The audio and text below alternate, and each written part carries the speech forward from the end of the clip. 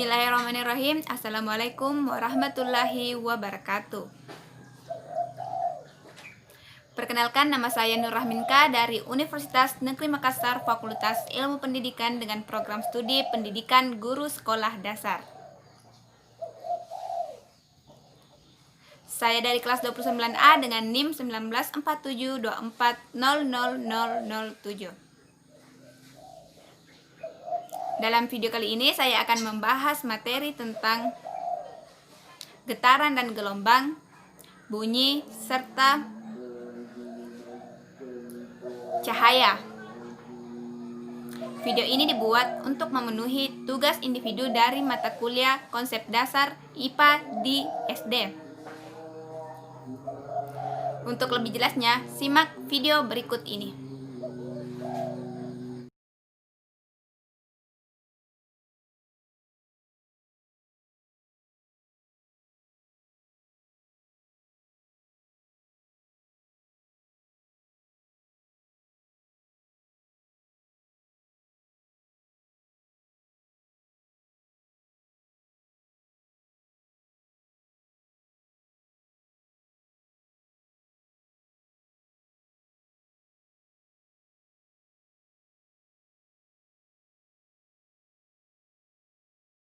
Bunyi. Video ini dibuat untuk memenuhi tugas individu dari mata kuliah konsep dasar IPA di SD.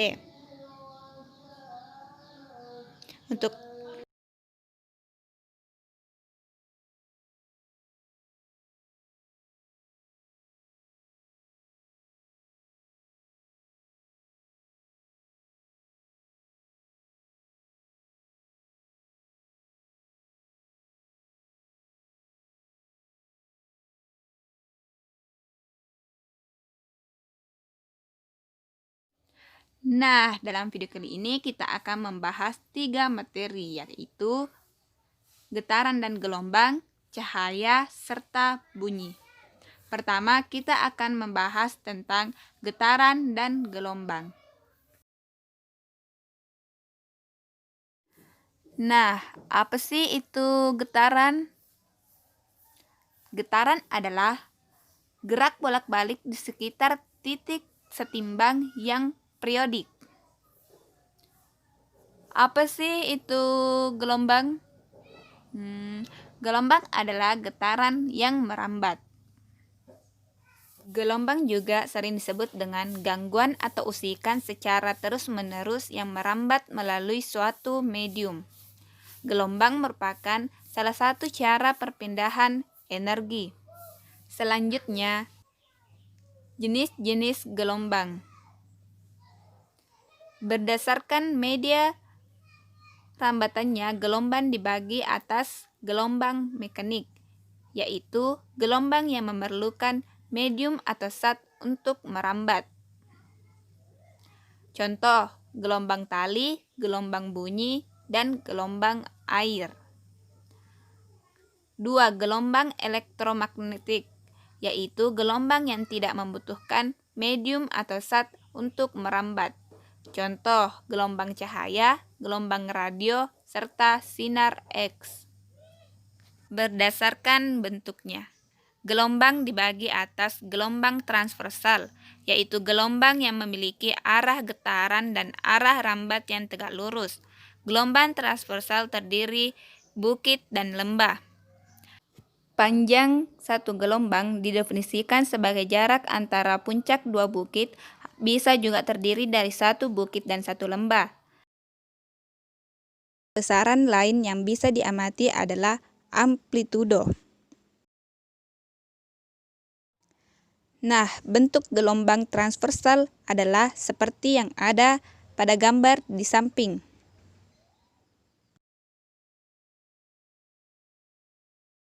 Gelombang yang kedua yaitu gelombang longitudinal.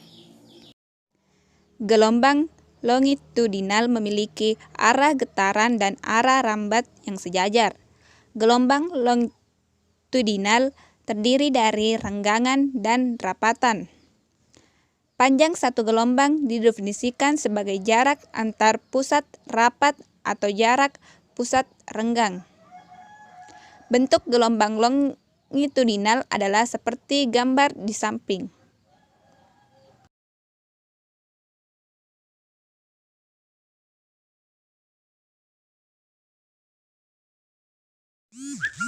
Sifat-sifat gelombang. Yang pertama, gelombang dapat merambat. Yang kedua, gelombang dapat memindahkan energi. Yang ketiga, gelombang dapat ditentukan jika menemukan dinding atau benda. 4.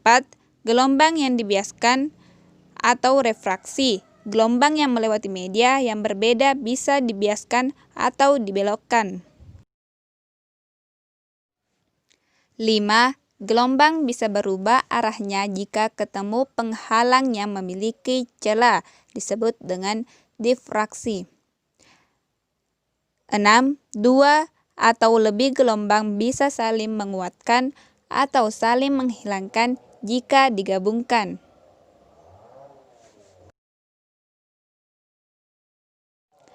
Berbagai macam gelombang bisa digunakan untuk berbagai hal. Beberapa contoh pemanfaatan gelombang adalah sebagai berikut. Yang pertama, gelombang laut bisa digunakan sebagai pembangkit listrik. Yang kedua, gelombang cahaya matahari bisa digunakan sebagai pembangkit listrik atau untuk fotosintesis tumbuhan. 3. Gelombang mikro bisa digunakan untuk memasak.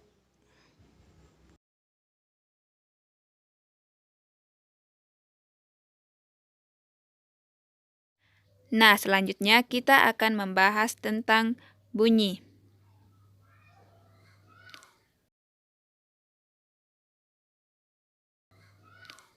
Apa sih yang dimaksud dengan bunyi?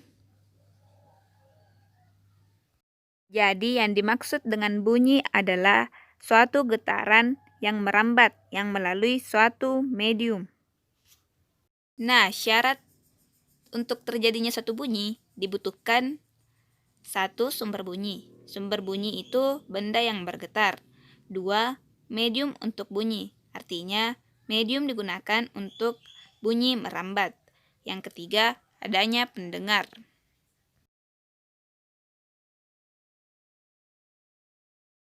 Nah, sebagai gelombang, maka bunyi memiliki sifat-sifat gelombang sebagai berikut. Contohnya speaker. Bunyi ini memiliki sifat-sifat bisa dipantulkan atau refleksi. 2. Bisa dibiaskan atau refraksi. 3. Bisa dipadukan atau interferensi. 4. Bisa mengalami pelenturan atau difraksi dan bisa melalui celah kecil.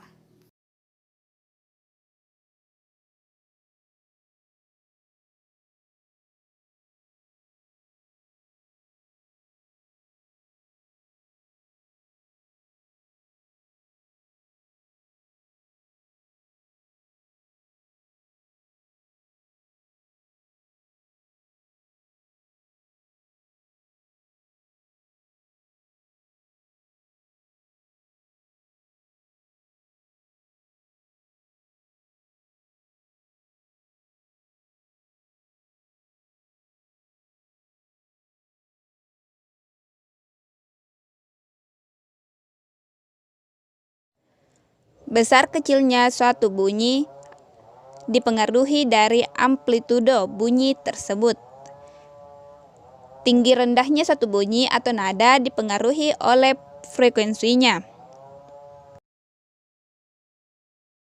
Selanjutnya, pengaruh suhu pada bunyi. Cepat rambat bunyi dipengaruhi oleh kepadatan medium. Bunyi yang merambat lebih cepat di medium yang lebih padat. Misalkan, kita bisa mendengar bunyi kereta di rel tetapi tidak di udara. Yang kedua, suhu. Semakin tinggi suhu,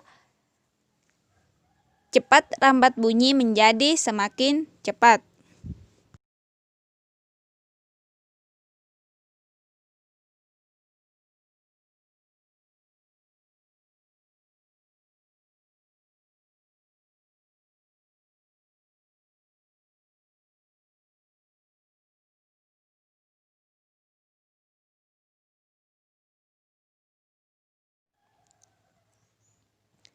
Selanjutnya, kita akan membahas tentang cahaya. Apa sih cahaya itu? Cahaya adalah energi berbentuk gelombang elektromagnetik yang kasat mata dengan panjang gelombang sekitar 386 sampai 750 menurut Wikipedia. Pada bidang fisika, cahaya adalah radiasi elektromagnetik baik dengan panjang gelombang kasat mata maupun yang tidak. Cahaya memiliki sifat-sifat. Adapun sifat-sifat cahaya tersebut yaitu: yang pertama, memiliki kecepatan sebesar 3 juta ms. Yang kedua, bagian dari spektrum matahari. Yang ketiga, merupakan gelombang elektromagnetik. Yang keempat, dapat merambat lurus. Yang kelima, dapat dipantulkan. Yang keenam, dapat dibiaskan. Dan yang terakhir yaitu dapat diuraikan.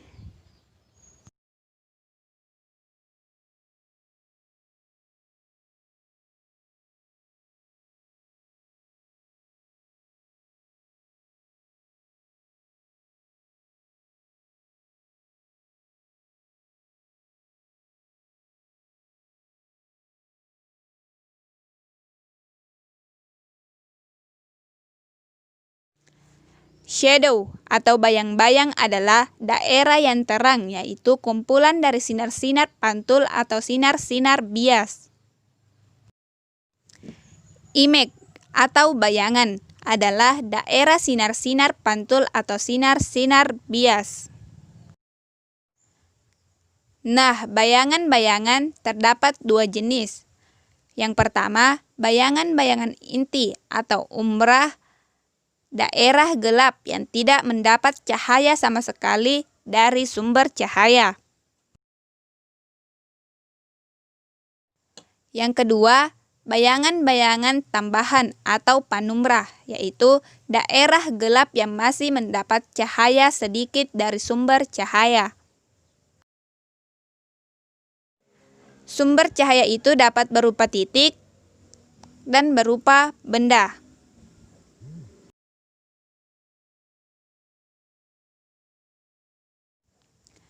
Nah, pemantulan cahaya terdapat dua, yaitu pemantulan Baur atau diffuse. Silahkan perhatikan gambar berikut. Yang kedua, pemantulan teratur. Untuk pemantulan teratur, silahkan perhatikan gambar di bawah ini. Hukum pemantulan cahaya. Yang pertama, sinar datang, garis normal dan sinar pantul terletak dalam bidang datar. Yang kedua, sudut datang sama dengan sudut pantul.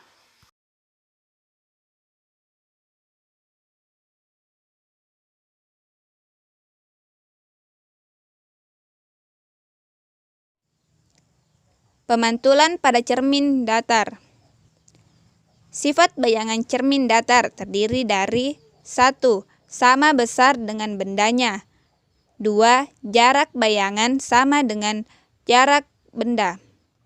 Yang ketiga, posisi bayangan tertukar. Yang keempat, semu atau maya tidak nyata. Untuk pembentukan bayangan pada cermin datar, silakan perhatikan gambar berikut.